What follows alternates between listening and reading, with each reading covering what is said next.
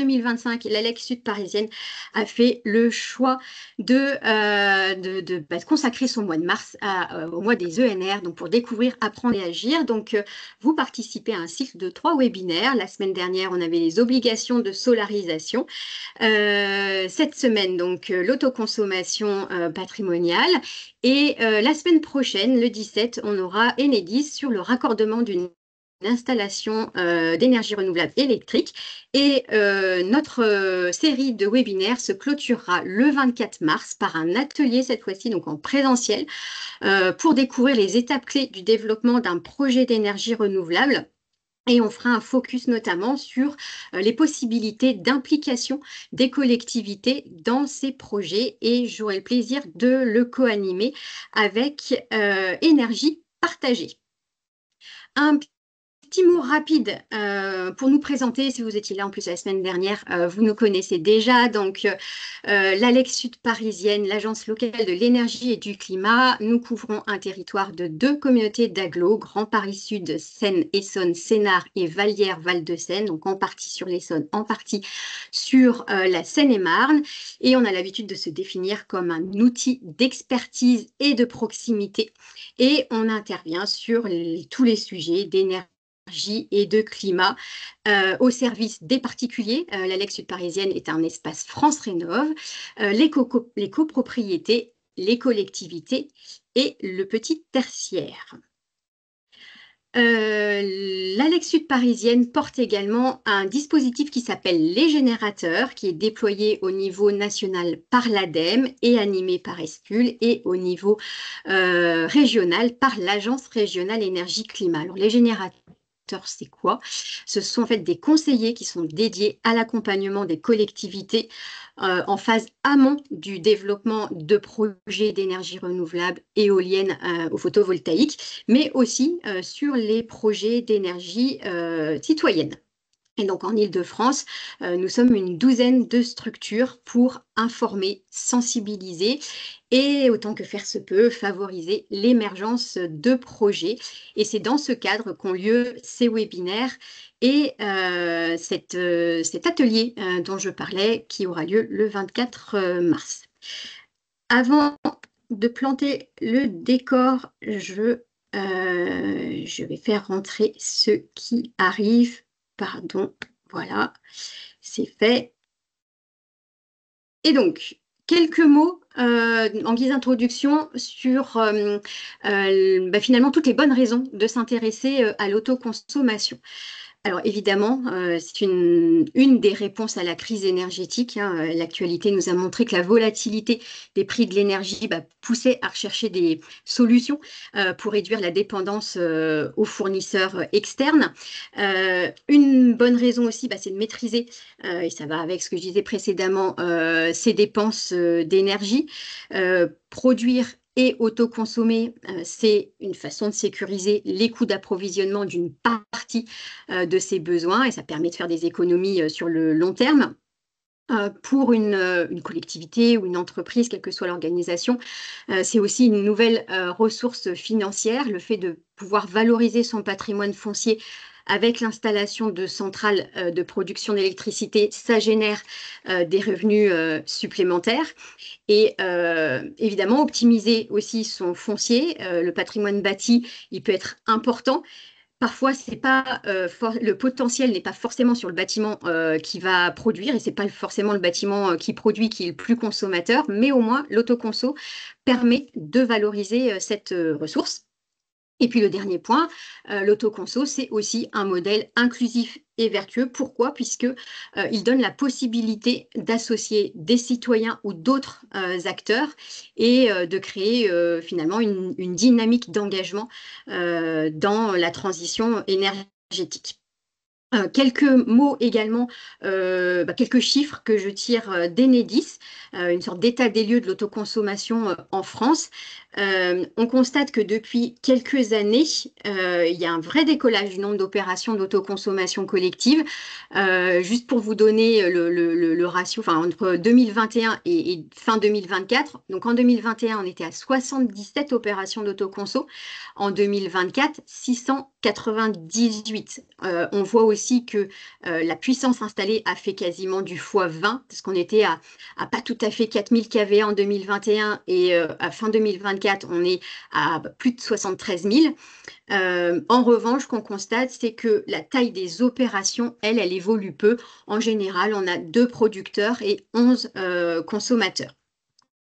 Les petits dans les bulles, vous avez d'autres chiffres clés, donc qui correspondent à quoi? Bah, ce qu'on constate, c'est que les opérations sont un peu au-dessus de la moitié portées par des collectivités, à 53%.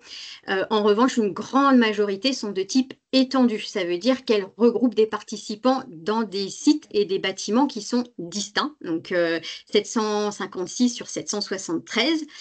Et par ailleurs, donc 73%, c'est une taille qui reste limitée puisque vous voyez, très grande majorité compte 10 participants ou moins dans ces opérations. Donc voilà pour ces quelques mots d'introduction. Je vais passer la parole à Benoît qui va vraiment cette fois-ci rentrer dans le détail des opérations.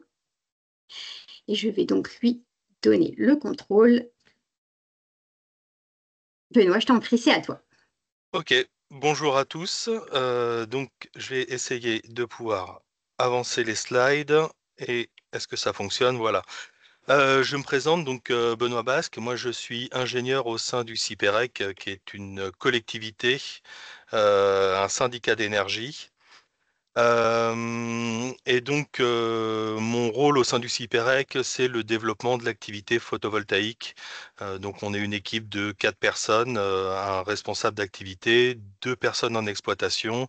Et donc, pour ma part, moi, je m'occupe de tout ce qui est opération de création de centrales pour le compte des collectivités. Donc le CIPEREC, la compétence de base, c'est la compétence électricité, c'est-à-dire que on, on se charge pour le compte des collectivités adhérentes de tout ce qui est activité avec le délégataire, donc Enedis. Et en 2005, puisque oui, ça fait 20 ans, on a créé cette compétence développement des énergies renouvelables, donc qui est notre troisième activité, la deuxième étant les réseaux de communication. Et dernière compétence qui a été prise par le syndicat relève des infrastructures de charge, donc tout ce qui va être borne de recharge de véhicules autonomes avec la marque la borne bleue. Je vais essayer d'aller un petit peu vite sur la partie présentation de notre activité. Voilà, donc je vous disais, la compétence a été prise par le CIPEREC en 2005 et les premières réalisations datent de 2008. Donc actuellement, on a 92 collectivités en petite couronne essentiellement qui ont adhéré à cette compétence. Euh, et le CIPEREC actuellement exploite 111 centrales donc sur 53 villes. Donc sur les 111, il y en a à peu près une petite moitié qui ont été réalisées en propre par le CIPEREC et une grosse moitié qui ont été récupérées donc des collectivités qui ont créé leurs centrales et qui les ont confiées en gestion, en exploitation au CIPEREC. Donc actuellement, voilà, la puissance installée, c'est 5,3 MW crête. Alors, ce qui finalement, au regard du nombre de centrales, est relativement petit, c'est pour dire que on a énormément de petites centrales, mais qui sont vraiment créées sur des bâtiments de collectivité. Donc on avait jusqu'à présent 94 centrales en injection totale, c'est-à-dire que c'est des centrales qui ont été créées euh, avant l'arrêté S21 et on en a 17 qui sont en autoconsommation totale ou avec surplus. Voilà, actuellement on travaille sur un segment qui va être entre 30 kW crête et 300 kW crête. C'est le segment qu'on essaye de privilégier, euh, puisque c'est des tailles qui correspondent à peu près à ce qu'on est capable, nous, de développer. Donc, le mode d'intervention, en fait, donc nous, on a 4 outils. Le CIPEREC met à disposition 4 outils pour ces collectivités adhérentes. Donc, c'est Voilà, le CIPEREC est maître d'ouvrage pour la création d'une centrale, enfin d'une opération photovoltaïque, donc soit sur une toiture ou sur un parking. Donc c'est un projet qui est clé en main avec études, travaux et exploitation. On réalise aussi des missions d'accompagnement auprès des collectivités pour un projet qui est beaucoup plus global où la partie photovoltaïque est très minime, mais la collectivité se sent pas forcément de suivre ce projet et donc on a un rôle entre guillemets d'assistance à maîtrise d'ouvrage. Donc où on va accompagner la collectivité depuis la phase étude jusqu'à la mise en service de l'exploitation, de l'installation et après on exploite. Euh, on a un outil qui vient d'être mis en place il n'y a pas très très longtemps, donc qui est une opération de voilà, le CIPEREC suit en tant que maître d'ouvrage délégué une opération de rénovation thermique en maîtrise d'ouvrage, voilà, en maîtrise d'ouvrage délégué. Et il peut y avoir une partie photovoltaïque sur ce projet. Et le dernier outil, c'est confier en gestion au CIPEREC une installation qui est déjà existante. Donc la ville a déjà réalisé une centrale, elle a du mal à l'exploiter parce que ça nécessite une technicité particulière et donc elle finit par confier cette centrale donc au CIPEREC. Donc ces outils du CIPEREC, en fait, ils passent par plusieurs étapes.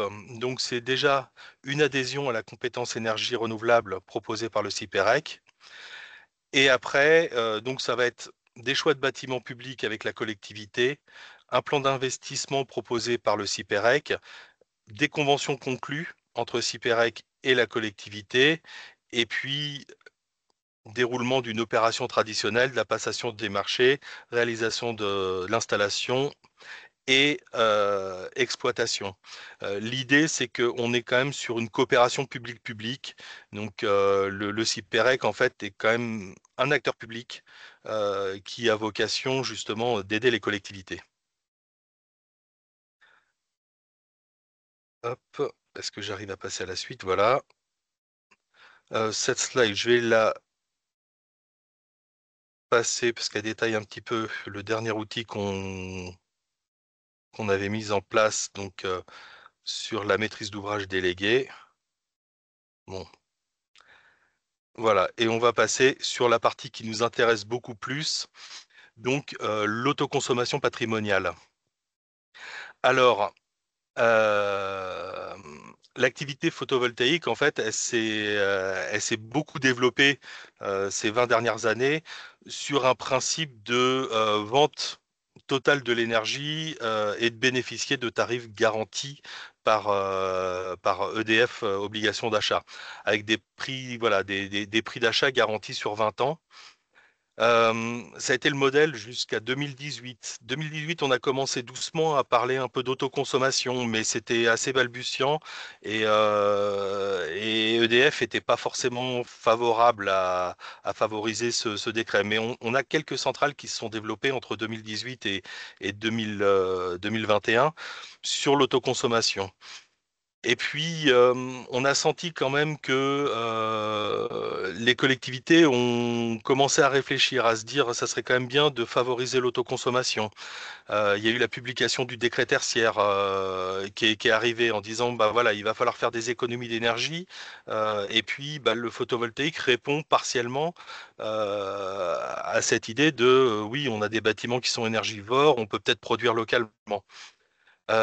Et puis est arrivé l'arrêté S21, donc qui a été intéressant dans un sens, mais compliqué dans l'autre. C'est-à-dire que il a été intéressant parce qu'il ouvrait un peu un champ des possibles sur la taille des centrales, mais par contre, un point qui a été ultra structurant, c'est que il a interdit le cumul des subventions, sachant que le prix garanti par l'État est une subvention. On ne pouvait plus bénéficier de subventions publiques de d'autres collectivités comme la région Île-de-France ou la métropole du Grand Paris. Euh, donc ça a été un peu structurant et c'est vrai que nous on avait commencé déjà à réfléchir à un modèle en autoconsommation. Alors on espérait pouvoir cumuler les deux, toujours bénéficier de l'obligation d'achat, mais avoir les aides. Finalement, on est sorti complètement, nous, on a fait le choix de sortir complètement de l'obligation d'achat et de partir vraiment sur des modèles en autoconsommation totale, patrimoniale, en se disant, voilà, soit le bâtiment que la ville va nous confier va être capable d'absorber, soit on va réinjecter et on va faire quelque chose de cette énergie. Et c'est vrai qu'en interne, on a une volonté forte de nos élus, enfin de notre exécutif et de nos dirigeants, de continuer à développer les énergies renouvelables comme on l'avait fait depuis une vingtaine d'années. Euh, on a eu quand même quelques contraintes, hein, ce qui nous a obligés justement à imaginer ce modèle d'autoconsommation par le CIPEREC. C'est qu'on a été un peu en première ligne sur la volatilité des prix de l'énergie, puisque le CIPEREC est acheteur d'énergie pour le compte de collectivités. Donc, quand les prix se sont envolés, il a fallu expliquer à nos adhérents pourquoi les prix s'envolaient et les difficultés qui étaient liées à ça. Enfin, la grosse difficulté aussi pour les collectivités, c'était de se dire, mais vu le prix de l'énergie, comment est-ce qu'on va boucler nos budgets? Euh, alors, une des contraintes fortes aussi du CIPEREC, c'est qu'on ne peut développer des projets que sur du patrimoine qui appartient à nos collectivités adhérentes. Et il fallait qu'on arrive à trouver quelque chose avec une viabilité économique. Voilà, c'est les points principaux qui nous ont encouragés à se lancer sur cette autoconsommation patrimoniale. Alors, l'autoconsommation enfin, collective, on a trouvé que c'était très bien pour les collectivités et bien adapté dans le sens où on maîtrise une partie des dépenses associées à la fourniture d'énergie. On va avoir des projets qui vont être compétitifs et surtout éligibles aux subventions. Alors jusqu'à présent, voilà, on avait la métropole du Grand Paris et la région Île-de-France. La région Île-de-France s'est mis un peu en retrait, mais on a quand même bon espoir qui reviennent à nous aider à participer justement économiquement au projet. Euh, L'autoconsommation, en fait, elle participe aussi à l'atteinte des objectifs réglementaires. Donc, j'ai parlé tout à l'heure du décret tertiaire. Et puis, c'est aussi un très bon outil de sensibilisation du public aux enjeux environnementaux. Alors, la difficulté, c'est que enfin, le profil de production d'une installation photovoltaïque, elle n'est pas toujours adaptée au profil de consommation du bâtiment qui va être équipé justement des panneaux. Et donc, en fonction des projets, on va avoir un taux d'autoconsommation par le bâtiment qui va être variable entre 30% et 100% de la production solaire. Donc, c'est là où l'autoconsommation collective est intéressante, hein, c'est-à-dire que tout ce qui va ne pas être consommé par le bâtiment hôte va pouvoir être réinjecté sur le réseau et pouvoir être affecté à un bâtiment, enfin un ou plusieurs bâtiments qu'on va dire secondaires, dans une boucle de 2 km. Et c'est vrai que nous, sur le territoire du CIPEREC, donc qui est très axé petite couronne, bah, cette boucle de 2 km, on touche quasiment 80% des bâtiments publics. Donc, on arrive à autoconsommer l'intégralité de l'énergie qui va être produite par le bâtiment hôte. Voilà. Alors, la question qui se pose généralement, c'est est-ce qu'on fait de l'autoconsommation collective ou individuelle? Et là, on va dire projet par projet, en fait, c'est quelque chose qui va se décider. Finalement, nous, on va partir sur un travail déjà avec la collectivité, sur déterminer la toiture qui va être la plus opportune pour pouvoir recevoir une centrale photovoltaïque, enfin, toiture ou parking. Mais finalement, avec l'idée de ne pas se poser la question de savoir qu'est-ce que le bâtiment va consommer, mais se dire quelle est la taille de la centrale que le bâtiment peut recevoir. en se disant, voilà, si la centrale, elle est petite et que le bâtiment consomme beaucoup plus que ce que la centrale peut fournir, on va être en autoconsommation individuelle. Si la centrale, elle produit beaucoup plus que ce que le bâtiment peut consommer, eh ben on va partir en autoconsommation collective. L'idée, c'est vraiment de massifier, euh, voilà, de massifier, de densifier au maximum comment dire, les projets photovoltaïques. Et donc, euh, on va essayer vraiment de regarder et puis on va déterminer un budget prévisionnel en études et travaux qu'on va soumettre aux villes. Voilà, en leur disant, j'ai donné un exemple là qui est, on avait des ateliers municipaux, on a regardé, on s'est dit bah voilà, on a ces trois toitures qui sont les plus propices, on peut installer sur les trois.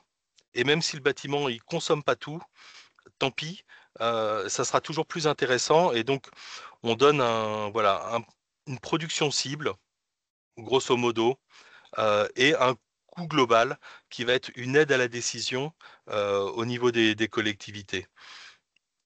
Et cette aide à la décision, bah, elle va permettre de se dire, euh, oui, les élus de la ville sont d'accord, sont intéressés, ou non, finalement, c'est trop cher, on n'a pas les budgets, et donc on verra plus tard ou pas. À partir du moment où la ville, voilà, a commencé à nous dire c'est bon, ça nous intéresse. Qu'est-ce qu'on peut voir de plus? Là, nous, on commence à réaliser une première étude d'autoconsommation. Alors, on s'est doté d'un outil hein, qui est grand public, qui s'appelle Enolab d'Enogrid, voilà, qui nous permet de dimensionner des boucles d'autoconsommation. Donc, ces boucles d'autoconsommation, on va aller regarder, récupérer donc les courbes, les points 10 minutes de chaque bâtiment on va pouvoir rentrer dans cette boucle d'autoconsommation et puis on va commencer à ébaucher plus ou moins une boucle en se disant de toute façon on fait une ébauche mais qui va être beaucoup plus affinée au fur et à mesure des études. Voilà. Et donc ces points nous permettent voilà comment dire aider à convaincre les villes que c'est une bonne chose de s'engager dans cette idée de faire une centrale en autoconsommation. Donc voilà, on a cette ébauche, on a une collecte des courbes de charge, l'estimation d'un temps de retour sur investissement, et je reviendrai sur ce temps de retour sur investissement, et puis détermination de la personne morale organisatrice. On verra aussi, il y a un petit focus à la fin de... Voilà. Benoît, est-ce Donc, que tu peux oui, répondre d'ores et déjà à une première question qui est dans le oui, chat sur donc l'autoconso? L'énergie est facturée, du coup, est-ce que ça contribue quand même à l'atteinte des objectifs du décret tertiaire? Tu parlais tout à l'heure du décret tertiaire, donc c'est dans ce cadre-là que la question est arrivée, oui, puisque l'ADEME mentionne ce qui est pris en compte, ce sont les factures d'énergie. oui, oui, oui, tout à fait. Et alors, sur le bâtiment haute, comme c'est de l'énergie qui n'est pas consommée, effectivement, là, ça rentre en ligne de compte pour le décret tertiaire. En revanche, sur les bâtiments tiers, ça ne rentre pas en ligne de compte pour le décret tertiaire, puisque le décret tertiaire prend les factures et l'énergie, en fait, elle est quand même sous-tirée au réseau. On va défalquer la part électron, mais l'énergie totale est quand même sous-tirée au réseau. Donc, c'est un point qu'on déplore un peu parce que effectivement, moi je trouve que c'est un peu un frein justement au développement des grosses centrales où on aurait tendance à dire bah, il faudrait mieux mettre plein de petites centrales sur plein de bâtiments. Après, en termes de coût, je trouve que c'est un non-sens aussi de faire plein de petites centrales parce que ça veut dire plein d'exploitations. Et ce qui coûte cher finalement, c'est l'exploitation. Et donc il vaut mieux exploiter une grosse centrale que 10 petites centrales. Donc voilà, moi j'ai tendance à dire on va essayer de trouver le bâtiment, euh, on va essayer de voir avec les villes en fait les bâtiments les plus consommateurs et essayer de les cibler en priorité pour faire de l'autoconsommation déjà individuelle sur ce gros bâtiment consommateur. Et c'est là où ça prend vraiment le plus de sens. Alors, tu viens de parler du responsable d'équilibre. Est-ce que tu as quelques éléments d'aide à la décision, d'aide au choix pour le responsable d'équilibre? Alors, le responsable d'équilibre, je vais l'aborder un tout petit peu plus tard. Donc, Très bien. Et alors, oui. juste une question dont tu as parlé aussi, l'autoconsommation patrimoniale n'annule-t-elle pas le rayon des 2 kilomètres? Non, non, non, non. L'autoconsommation patrimoniale, en fait, c'est un des problèmes, c'est que l'autoconsommation collective, qu'elle soit patrimoniale ou autre, il y a ce rayon, alors qui est aussi très arbitraire. On espère qu'un jour ça changera un peu, mais il y a toujours ce rayon de 2 km. Il y a une dérogation possible sur les zones rurales, je crois, à 20 km. Mais pour le coup, nous, on n'y est pas éligible. On espérerait à terme qu'on ait plus une limite qui soit plus sur un espace communal. Si on est voilà, sur de l'autoconsommation patrimoniale, qu'on ait une limite communale plus que ce rayon de 2 km qui des fois nous arrange pas forcément. Mais pour l'instant, voilà, les règles sont encore là. Très bien. Merci. Je te laisse enchaîner. Alors voilà, un point qui intéresse énormément les collectivités et sur lesquels on est souvent challengé, c'est ce temps de retour sur investissement. C'est-à-dire que on nous dit, voilà, je pose une centrale, qu'est-ce que ça me rapporte? Et qu'est-ce que ça me rapporte? En fait, le temps de retour sur investissement, pour moi, c'est une notion qui est ultra difficile à donner. C'est-à-dire que oui, je peux balancer des chiffres pour des chiffres, c'est toujours faisable. Mais c'est sur un coût de l'électricité, en fait, quand on va faire un temps de retour sur investissement, c'est sur un ensoleillement théorique. Alors, l'ensoleillement théorique, juste comme ça pour info, mais entre 2023 et 2024, on a eu 15% d'ensoleillement en moins.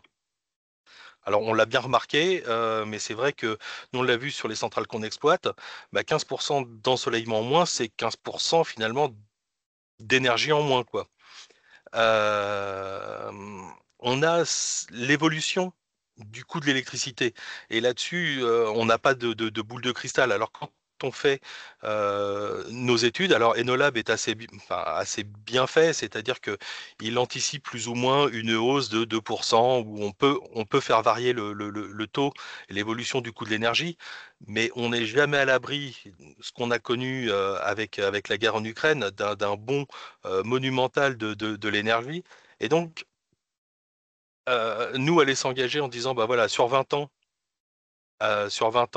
vous avez un TRI de 10, 15, voilà. C'est, on peut pas enfin, en fait, c'est impossible de s'engager sans avoir une boule de cristal. Donc, l'idée, c'est de donner, voilà, en disant si le coût de l'énergie se maintient, si on a une météo qui se maintient, si le bâtiment qui reçoit la centrale n'évolue pas, parce que un jour ça peut être une école où il n'y a pas de centre de loisirs, mais le lendemain ça peut être centre de loisirs, ça peut devenir cuisine centrale.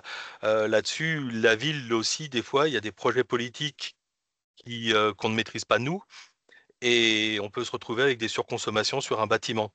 On a le conditionnement des aides à l'investissement. Je parlais tout à l'heure de la région Île-de-France qui s'est désengagée sur 2025. Mais voilà, donc certaines collectivités comptaient sur ces aides. Potentiellement, elles n'arriveront pas au moins cette année. Donc voilà, c'est très très difficile d'avoir un temps de retour financier qui soit réel. Par contre, en revanche, on a quand même des bénéfices. C'est-à-dire que là-dessus, on a un coût stable de l'énergie. Et ça, on est capable de le quantifier. On a ces idées de participation aux objectifs du décret tertiaire. On a l'engagement de la collectivité pour produire une énergie décarbonée. Voilà, c'est toute une somme. Effectivement, c'est moins palpable. Mais je pense que en tant que collectivité, on peut aussi beaucoup valoriser et montrer aussi justement aux usagers. Je vois pour les écoles, c'est aussi intéressant justement pour les élèves de voir un petit peu que oui, on peut construire. Et puis ça permet aussi, voilà, aux usagers, même des particuliers, de se dire, ah bah oui, tiens, il y en a une sur l'école, ça a l'air de fonctionner, donc moi aussi je peux essayer de m'engager. Et donc je pense que c'est un moteur aussi pour permettre vraiment le développement de création d'une énergie qui est quand même bien décarbonée. Euh, Voilà, l'idée c'est alors pas de parler complètement des démarches, enfin de ce qui se passe avec le gestionnaire de réseau, puisque ça c'est l'idée du webinaire de la semaine prochaine. Mais c'est toujours un petit écueil et toujours beaucoup de temps de réflexion, c'est-à-dire que vous le verrez après, j'ai fait un petit planning type d'opération, mais les travaux, ça représente pas grand-chose par rapport à tout ce qui va être démarche administrative sur une durée d'opération en fait. Euh, et à savoir que au niveau des démarches avec le gestionnaire de réseau d'électricité, on ne peut attaquer quasiment qu'à la phase travaux. Donc il y a des points qu'on a du mal à anticiper parce que en fait on nous demande lors des demandes de raccordement en fait toute une compilation de documents qu'on ne peut avoir qu'à la phase exé donc d'un chantier, donc au moment où l'entreprise fait ses études d'exécution. Et à partir de là, donc on a cette demande de raccordement. Enedis nous envoie donc une convention de raccordement qui, une fois signée avec des documents supplémentaires, se transforme en contrat CARD, qui nous permet derrière de faire une déclaration d'autoconsommation collective avec donc euh, une signature de l'ARP, alors qui est le rattachement au périmètre d'équilibre, donc qui est un document qui doit être avec le responsable d'équilibre et le signataire de la convention. Et le responsable d'équilibre, j'en parlerai juste après. Et à partir de là, une fois qu'on a tous ces documents, on peut signer le contrat d'autoconsommation collective entre la personne morale organisateur et le gestionnaire de réseau. Alors, le responsable d'équilibre, ça a été pendant des années de développement de l'autoconso un peu l'écueil, c'est-à-dire que les responsables d'équilibre c'est une liste en fait qui est mise à disposition par Enedis. Ce sont des fournisseurs d'énergie la plupart du temps, qui garantissent que le réseau de distribution doit toujours être à l'équilibre. C'est-à-dire que tout ce qui est produit doit être consommé. Et donc, il ne doit pas y avoir de déséquilibre sur ce réseau. Et ces responsables, en fait, d'équilibre, ils s'engagent financièrement sur cette balance des flux, ce qui fait que pendant des années, ça a été très très contraignant de trouver un acteur qui s'engage dans les opérations d'autoconsommation collective parce que comme on a cette intermittence de production d'énergie, en fait, c'est très difficile de quantifier quel est le volume d'énergie qu'on va pouvoir produire, celui qui va être consommé par les bâtiments. Et c'est vrai que c'est souvent l'écueil au niveau de la création euh, d'une opération d'autoconsommation collective. Euh, voilà, l'autre partie, c'est la personne morale organisatrice. Donc, on a parlé de la PMO juste au-dessus. Cette personne morale organisatrice, en fait, c'est une structure qui va faire le lien entre tous les acteurs de la boucle d'autoconsommation. Donc, entre Enedis, le responsable d'équilibre, les consommateurs et les ou le producteur. Voilà. En fonction des projets, alors, la PMO, soit ça peut être la ville, le CIPEREC ou une structure, alors on parle une autre structure, une association ou un privé. Je sais il y a maintenant des structures privées qui assistent les collectivités dans ce montage d'opérations. Voilà. Et ça, c'était juste rapidement, mais pour faire un petit focus sur un montage d'opération entre le moment où on signe les conventions et le moment où on finit, nous, on compte à peu près 18 mois 18 mois. C'est vrai que c'est souvent difficile à entendre hein, parce que si on regarde vite fait, la partie travaux photovoltaïques, elle est ici. C'est-à-dire qu'on a un mois de travaux, mais on a énormément d'études en amont et derrière, pas mal de démarches en aval pour pouvoir arriver jusqu'à la mise en service finale de la centrale par Enedis et la signature de l'opération d'autoconsommation collective. Voilà.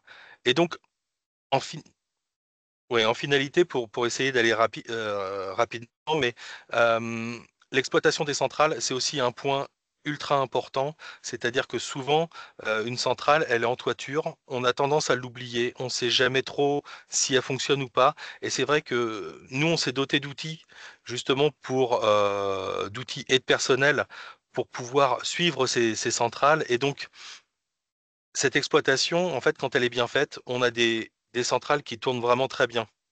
Souvent, on a entendu, bah oui, mais on ne sait pas ce que ça produit, etc.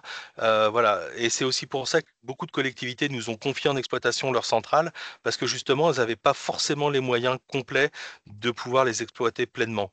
Et donc, ce suivi, en fait, pour nous, c'est un suivi quotidien de la production, donc un outil de supervision. Donc, soit un portail constructeur ou soit un outil de pilotage. Alors, nous, on utilise Epis Energy qui fonctionne bien. Et puis, sur la partie exploitation des installations, alors nous, on est PMO pour les opérations qu'on porte en autoconsommation collective.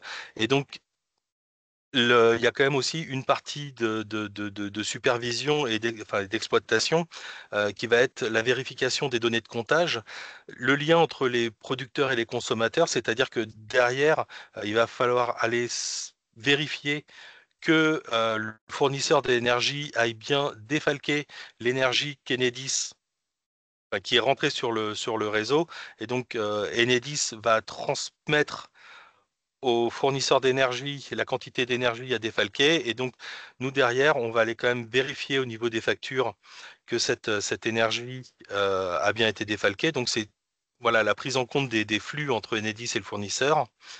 Et puis, on va aller regarder aussi si la boucle d'autoconsommation, donc sur la première année, elle est bien dimensionnée parce que entre l'énergie théorique et l'énergie réelle fournie par la centrale, il y a toujours un petit delta. Euh, Aller revoir les clés de répartition des flux et puis voilà cette idée de mettre à jour la boucle d'autoconsommation. Voilà, donc j'en ai fini moi de mon côté sur cette présentation. Et voilà, si vous avez des questions, j'essaierai d'y Alors, répondre. oui, il y en a une dans l'onglet conversation. Est-ce que le responsable d'équilibre et la PMO sont payants? Si oui, de quel ordre de grandeur? On sait que c'est une prestation. Donc, est-ce que tu as une idée du coût? Alors, pour le coup, c'est difficile à évaluer. Pour la responsabilité d'équilibre, nous actuellement, étant acheteurs d'énergie en masse, euh, on a pu comment dire, voir avec Engie, qui est un des deux gros fournisseurs d'énergie avec lequel on travaille. Voilà, c'est Engie qui nous fait cette prestation de responsabilité d'équilibre sans coût supplémentaire. Mais effectivement, il y a différents modèles. Je sais qu'Equateur le fait aussi. Je ne suis pas sûr que ça soit payant, mais c'est vraiment la responsabilité d'équilibre, c'est vraiment le point d'écueil de toutes les opérations d'autoconsommation collective. Voilà, nous on a eu cette opportunité avec notre marché de fourniture d'électricité auprès des collectivités, de pouvoir faire un peu le pressing auprès d'Engie, ça n'a pas été super facile. Et quant à la PMO,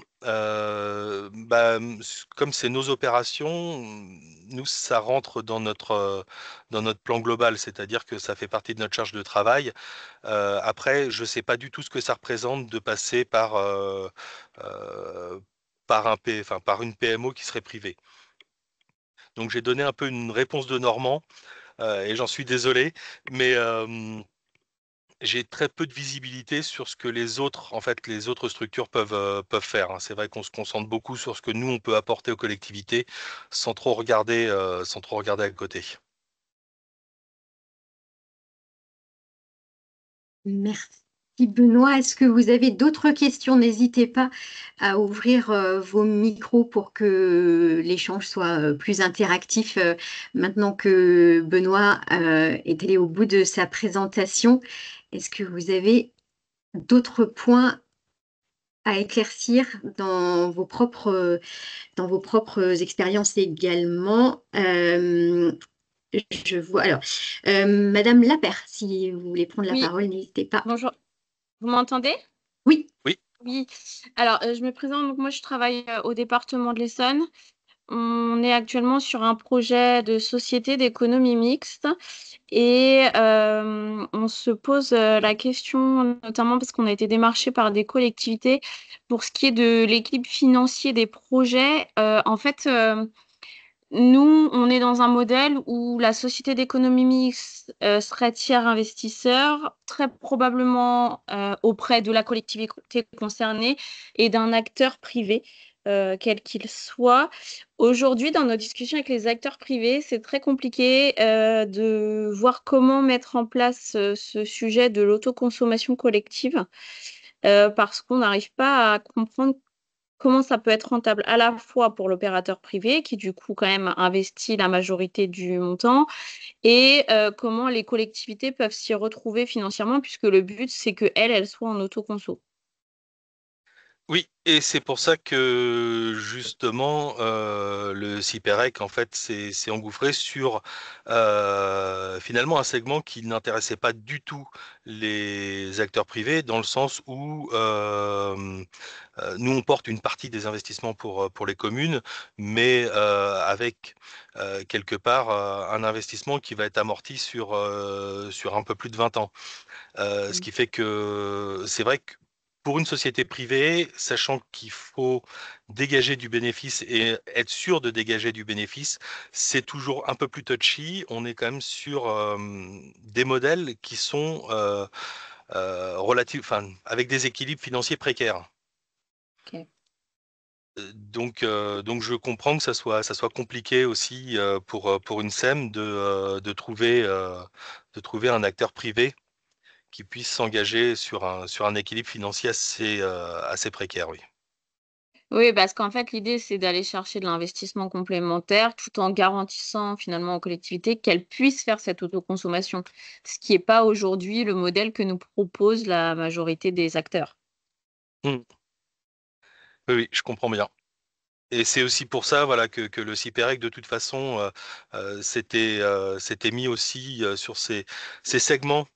Je parlais tout à l'heure des segments qui nous intéressaient, où on va être sur 30 kilos jusqu'à 300 kilowatts crête, parce que finalement, ça intéresse personne. D'accord. Donc en fait, ce serait plutôt des projets qu'il faudrait essayer de porter en propre par la SEM, si on est prêt, si la SEM est prête à accepter un TRI plus faible ou plus long, que des projets à monter en partenariat avec des privés finalement. Euh, Oui, ou peut-être avec des acteurs locaux, type énergie partagée ou Ok, merci beaucoup. Merci. Madame Minguet, vous avez également levé la main. On vous Oui, écoute. bonjour, Madame Haguet, donc je travaille à la SNCF et en fait je m'interrogeais dans le cadre des projets d'autoconsommation collective patrimoniale, si on avait du surplus, est-ce que vous pouvez le revendre? oui, tout à fait, tout à Dans fait. ces cas-là, on le revend à EDF ou on peut le revendre à quelqu'un Alors, d'autre ou en alors interne? Si vous n'avez pas eu de subvention, justement à l'investissement, on peut utiliser EDF-OA comme responsable d'équilibre et on peut le revendre à EDF-OA aussi. Sur la SNCF, en plus, il me semble que je voudrais pas en mettre ma main à couper, mais je crois que vous êtes responsable d'équilibre en tant que gros consommateur d'énergie. Mais vous avez possibilité de revendre à n'importe quel agrégateur. D'accord, donc à EDF-OA si on peut, enfin si on n'a pas de subvention, et si on a eu Oui. des subventions, on peut le revendre à un autre de nos sites SNCF, par exemple? Alors, bonne question. Là, pour le coup, euh, je vais avoir du mal. Si on ne parlait pas de la SNCF, Oui. vous pourriez comment dire, le revendre, faire basculer le surplus de l'énergie à un autre site qui est à moins de 2 km. S'il n'y a pas possibilité, et voilà, si vous n'avez pas d'autre site, vous pouvez vendre cette énergie à n'importe quel agrégateur. Donc ça peut être Enercop, Équateur, Mint Energy ou Octopus. Enfin voilà, il y a plein, ou Engie, ouais, un fournisseur D'accord. d'énergie qui est capable d'acheter. Après, je crois que sur SNCF, enfin, vous avez vraiment un statut vraiment à part en tant que gros consommateur. Je crois que vous avez possibilité, vous avez des possibilités hautes. Mais là, pour le coup, je me suis jamais penché dessus. J'ai juste vu le nom SNCF, comment dire, apparaître dans la responsabilité d'équilibre ou dans les fournisseurs d'énergie. Donc, je pense que potentiellement, si SNCF est fournisseur d'énergie, il y a possibilité de leur revendre l'énergie, oui. D'accord, ok. Merci beaucoup. Alors, je ne sais pas quand la question a été posée, si c'est avant ou après que tu cites différents noms d'agrégateurs. Madame Le Carreux, si vous voulez préciser, parce qu'il y a une question dans le chat, avez-vous le nom d'agrégateur fiable? Ah, alors nous on évite au maximum parce que voilà, je vais encore faire une fausse réponse. EDF-OA est finalement un acheteur relativement fiable. Voilà. Euh, le Ciperec, nous on n'a pas vocation à vendre d'énergie. Donc l'idée de l'autoconsommation collective aussi pour nous, c'est faire en sorte que l'intégralité des sites produits sur la commune soit consommée par la commune. Et donc l'énergie en surplus n'est pas vendue. Après, on a potentiellement on a une centrale où on travaille avec Équateur. Voilà, ça se passe bien. On renégocie les prix tous les 2 ans. C'est aussi un point assez complexe, c'est que c'est pas comme EDF-OA où un tarif est garanti sur 20 ans. Avec les agrégateurs, on est obligé d'avoir des prix qui sont revalorisés, enfin des contrats qui sont sur des durées très courtes. Donc voilà, c'est assez compliqué. C'est assez compliqué de vous donner une liste d'agrégateurs fiables. Merci d'avoir tenté quand même. Mm. Merci Benoît. Est-ce qu'il y a d'autres questions, que ce soit de vive voix ou dans l'onglet conversation du webinaire? Sinon, l'heure avance et encore une fois, c'est de ma faute. Donc, merci à ceux qui rognent un petit peu sur leur pause déjeuner. Je vais arrêter d'annoncer 45 minutes parce que je crois qu'on dépasse à chaque fois.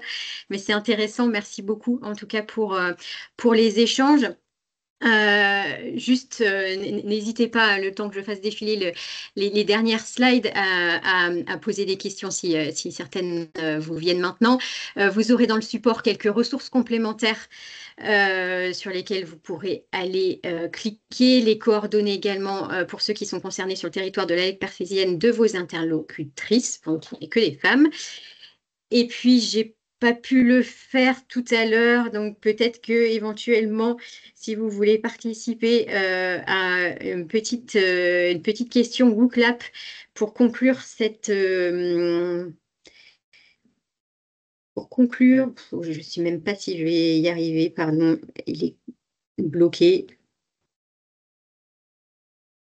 Il faut que je me reconnais. Bon, je crois que décidément, aujourd'hui, WooClap, ça ne fonctionnera pas.